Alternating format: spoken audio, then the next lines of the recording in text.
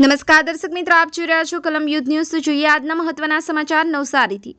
નવસારી લોકસભાની ટિકિટ મળતા જ કોંગ્રેસીઓ દ્વારા સુસ્વાગતમ કાર્યક્રમ આયોજન કરવામાં આવ્યું।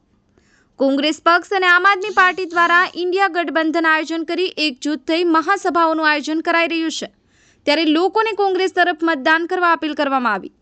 નવસારી લોકસભાની ટિકિટ મળતા જ લોકોમાં આનંદ જોવા મળ્યો હતો। આ લોકસભામાં વધુમાં વધુ કોંગ્રેસ પક્ષ અને મતદાન થાય અને કોંગ્રેસ પક્ષ મજબૂત થાય તે હેતુથી મતદાન કરવા લોકોને અપીલ કરી હતી।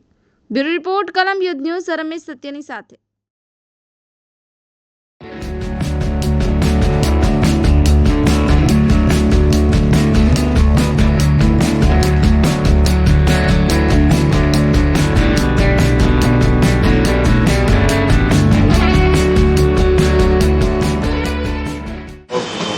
जैसे कि कांग्रेस पक्ष से उम्मीदवार नवसारी तरीके आपने टिकિટ આપી છે, શું પ્રતિક્રિયા આપશો?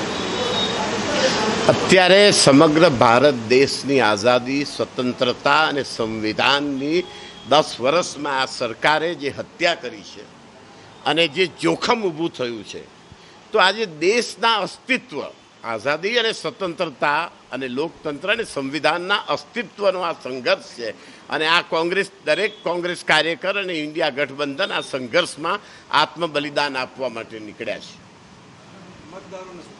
મતદારોને એમ જ કહેવું છે કે 2014માં જે જુમલાબાજી અને બોગસ વચનો આપ્યા હતા, જે ગુબારા ફૂલાવ્યા હતા, તો એમાંથી એક ટકો પણ પરિણામ દેખાયું નથી અને હવે 400 પાર કરીને વાત કરે છે કે હવે 2050માં ભારતના સોનાનું બનાવશે।